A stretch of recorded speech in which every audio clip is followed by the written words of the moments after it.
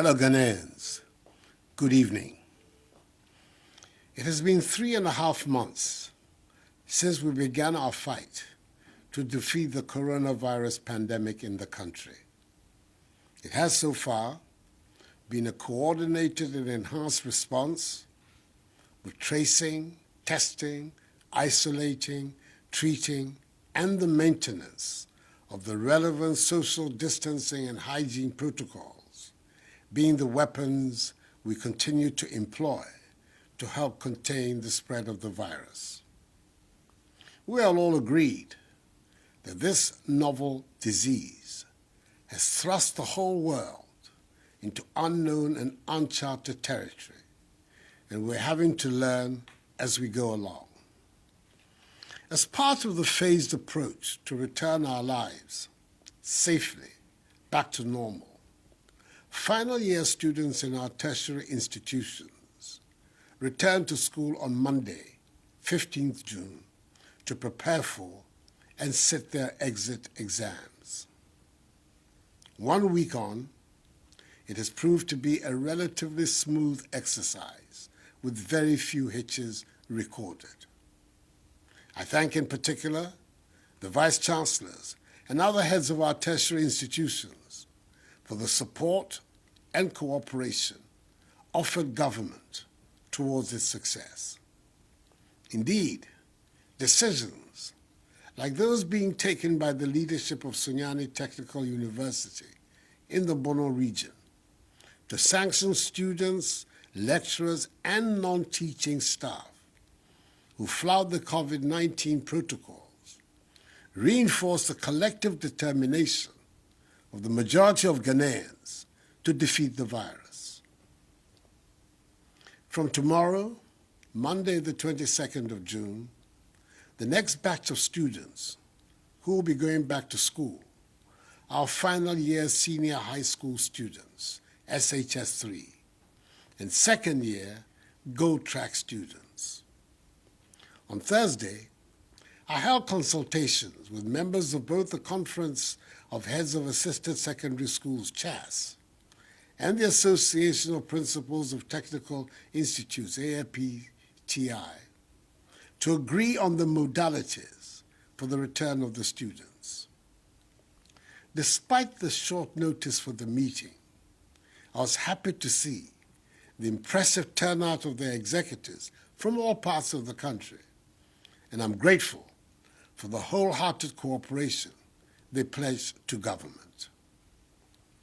Like their seniors at the university, SHS3 students will be in school for a total of 6 weeks before sitting for the WASI exams over a period of 2 weeks.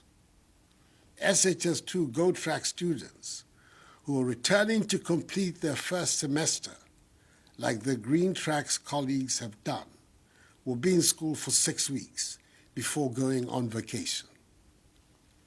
All 1,167 senior high schools in the country have been fumigated and disinfected.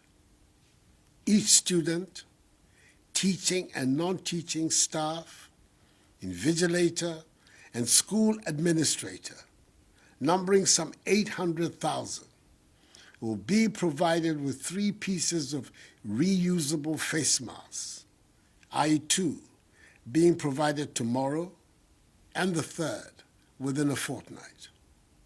Nonetheless, I encourage parents to provide their wards and children with at least 1 face covering on their way to school. A total of 18,000 Veronica buckets, 800,000 pieces of 200 mils sanitizers, 36,000 rolls of tissue paper, 36,000 gallons of liquid soap, and 7,200 thermometer guns have been distributed. A maximum of 25 students will be permitted in each class. All-day students in schools with boarding houses will be resident in these boarding houses, whilst day students in schools without boarding facilities will commute from home and will be required to adhere to enhanced hygiene protocols. Eating in dining halls will be in appropriate numbers, and no visitors to the schools will be allowed. There will be no mass gatherings and no sporting activities. Religious activities under the new protocols will be permitted. Social distancing and the wearing of face masks are obligatory in our schools. One dormitory block in each senior high school is to be used as an isolation center in the event of a student falling sick. Again, each senior high school has been mapped to a health facility, and care will be provided to the sick by nurses assigned to these schools. Through the National Food and Buffer Stock Company, enough food supplies have been distributed to all schools. Government is also making available 350 buses and 840 pickup vehicles to senior high schools that did not receive vehicles in 2016. For the first time in our nation's history, government will absorb the WASSCE examination fees of the 313,837 students who will sit for the exam. 75.4 million cedis will be spent on this. These SHS3 students, also referred to by some as the Akufo-Addo graduates, are also the first group of beneficiaries of government's free senior high school policy to sit the WASSCE exams. 1.2 million children, the highest such enrollment in our nation's history because of this policy, are currently in senior high schools. Let us pause for a moment to consider what would have happened to the 400,000 more students who have entered senior high school between 2017 and 2019 without this policy in place. We introduced free SHS because history and the experiences of developed nations have shown that the most efficient way to empower the population and thereby guarantee the future of the nation is by investing in education and skills training of the youth. This is because it is the people of Ghana, Ghanaians like you and I, and especially the youth of today, who are going to build Ghana. Without an educated populace, it will be difficult to transition from the status of a developing to a developed nation.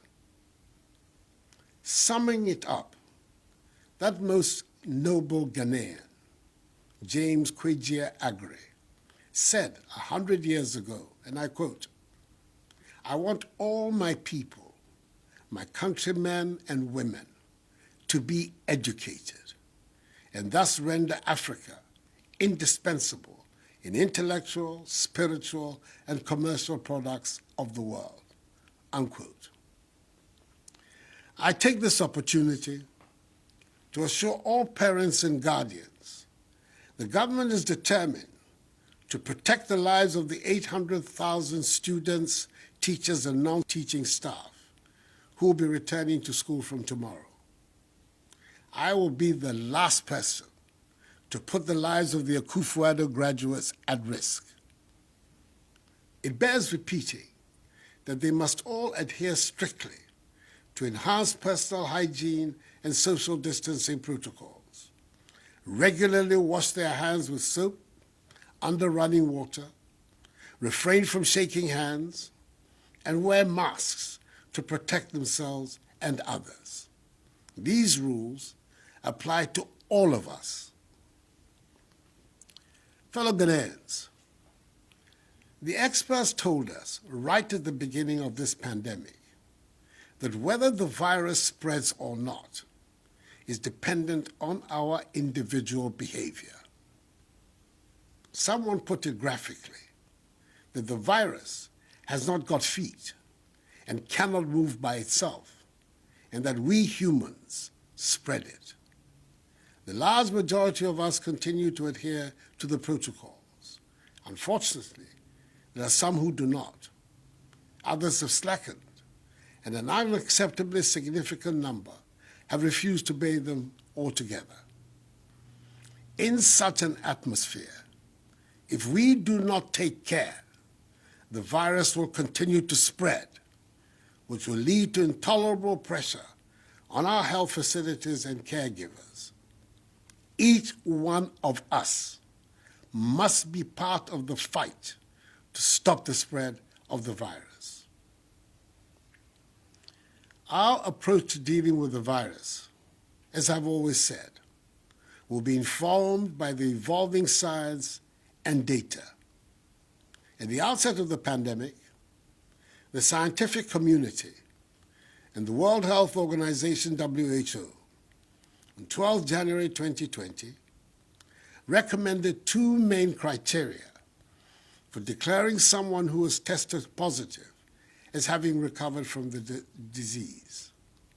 The first is that you no longer have symptoms, and the second is that you're no longer capable of infecting others. Initially, the scientific thinking was that as long as you continue to test positive, you're capable of infecting others. Hence the requirement for the 2 consecutive negative tests before you're declared as having recovered.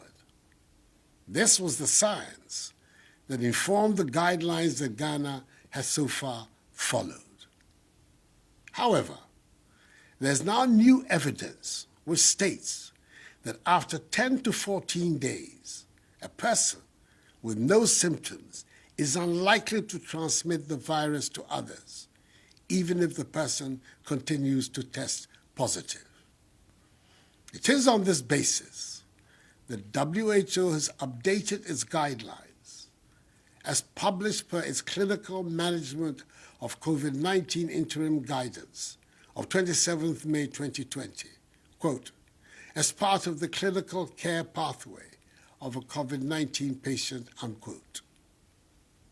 According to WHO, asymptomatic patients, i.e., those who have tested positive for the virus but are not exhibiting any symptoms after 14 days, quote, are not likely to be infectious and therefore are unlikely to be able to transmit the virus to another person, unquote.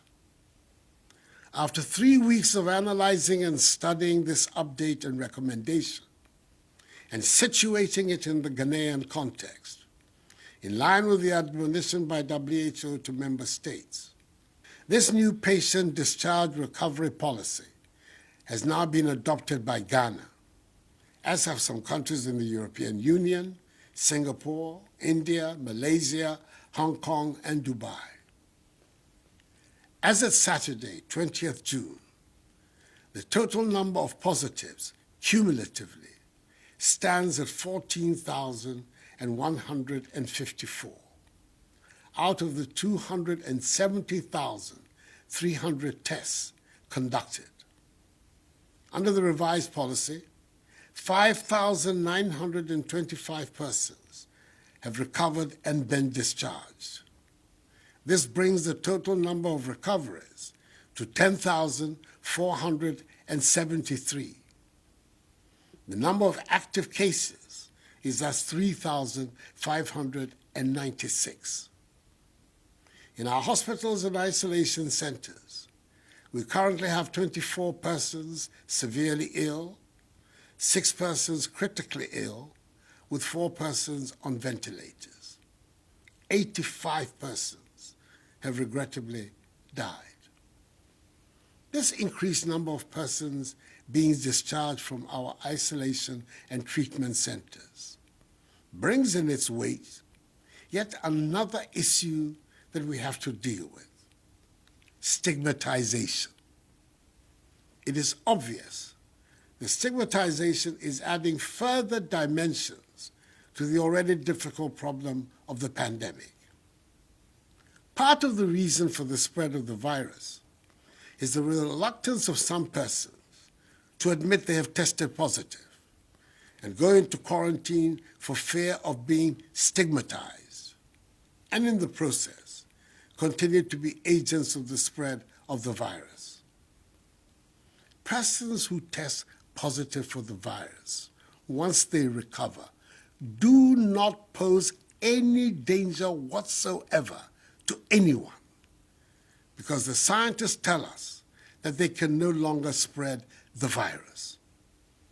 As I have said before, there is nothing shameful about contracting the virus, and consequently, we do not have to lose our sense of community because of this pandemic. Fellow Ghanaians, in line with our policy of providing optimal care for the sick and reducing COVID-19 related deaths, government continues to mobilize holding bay, quarantine, isolation, and treatment centers across the country. I thank the Ghana National Association of Teachers, GNAT, for their admirable civic gesture of making available their facility in Ejuso in the Ashanti region, and the Catholic Bishops' Conference for agreeing to the use of their facilities across the country as isolation centers in the fight against COVID-19. These are timely offers which will ensure that our overall healthcare systems are not unduly burdened and overrun.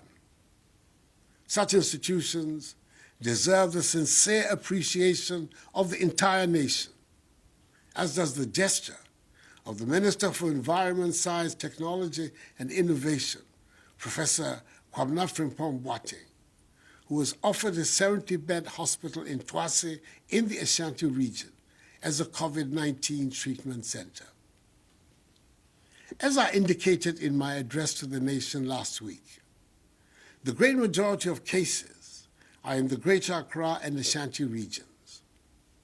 For these two regions, I've approved further investment in the following areas: additional ICU bed facilities in Greater Accra region, a new treatment center for Ashanti region, additional laboratories to strengthen clinical care to allow for real-time results, more medicines, consumables, and equipment, and formal arrangements for a pool of specialist health professionals to complement the respective resident multidisciplinary health teams at various treatment centers. We continue to be indebted to our health workers and express sorrow over the death of Dr. Harry Owusu-Boateng, a pediatrician at the SDA Hospital in Kwadaso, Kumasi, and Sophia Addo, a nurse with the Ghana Manganese Company Hospital in Dankwa, who both died in the line of duty. May their souls rest in perfect peace. I also urge the media to continue the positive work of public education they have been engaged in, especially now as restrictions are being systematically eased.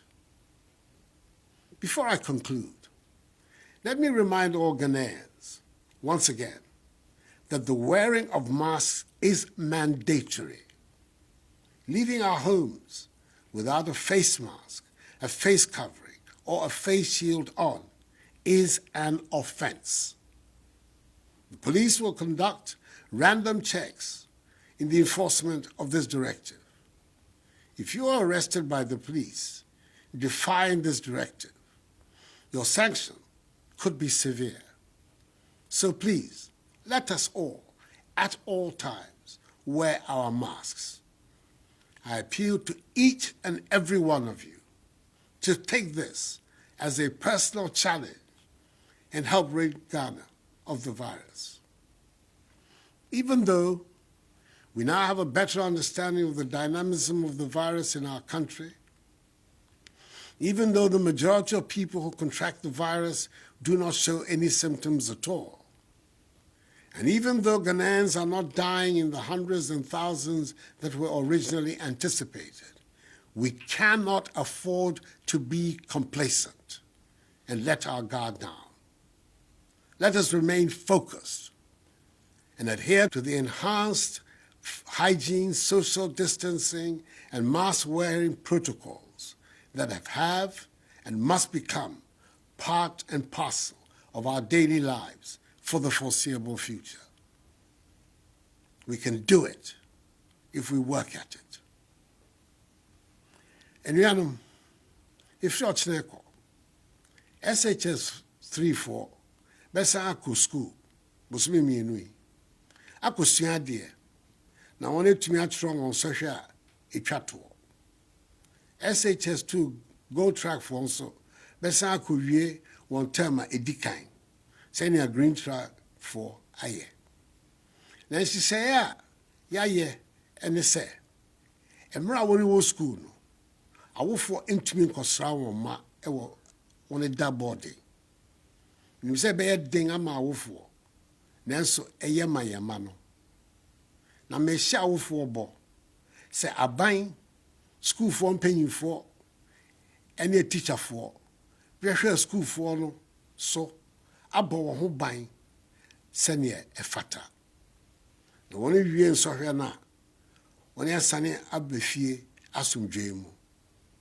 But bo eta wonyina echi na one etwa nsɔhwɛ no fɛfɛɛfɛ anyame me keje wo SHS 3B baya school ka shi no jin enyo koni ameya kaseni ke ha ame exam SHS 2 go track bi hu baku amese ni ameya gbe ametemena tomo green track bi le efe milake ibawa kan follow yake amenye ameasra amebiye no jenyo ne fe shinakai bahi ke han wo school biye mi wo nyeshi yake government amachole onupai ke chole fe ba kwenye biye ojogba koni ka me gba am exam na ma kusa me ke bashia ojogba min sole ha me ni amaye nkunim. Let me, in conclusion, wish the Akufo-Addo graduates, the SHS 3 students, and their seniors in university the best of luck in their forthcoming examinations, which will be conducted in safety. Ghana needs them all for her progress. May God bless us all in our homeland Ghana and make her great and strong. I thank you for your attention.